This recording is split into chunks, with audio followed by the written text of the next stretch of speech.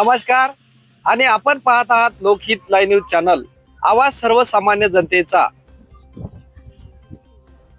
पाथरवाडी गावाजवळील रेल्वेच्या बोगद्याची पाहणी करताना संपादक डॉक्टर आंबेजोगाईकर, संपादक विजय कदम, पत्रकार बाळराज काळबांडे।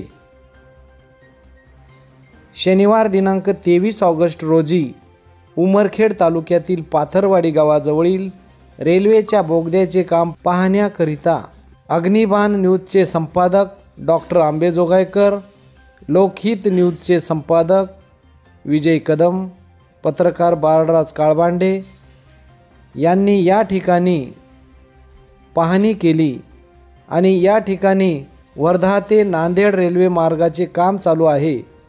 या बोगद्याचे युद्ध पातळीवर रात्रंदिवस काम चालू आहे आणि 3 किलोमीटर असलेल्या बोगद्यापैकी जवळपास 1.5 किलोमीटर बोगद्याचे काम हे 6 महिन्यात पूर्ण झालेले आहे, असे येथील कर्मचारी यांनी लोकहित लाईव्ह न्यूज चॅनलशी बोलताना सांगितले।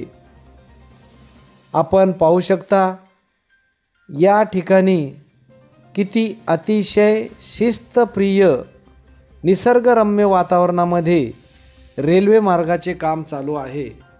या पाईपच्या द्वारे निसर्गातील शुद्ध हवा ही त्या बोगद्यामध्ये जात असते।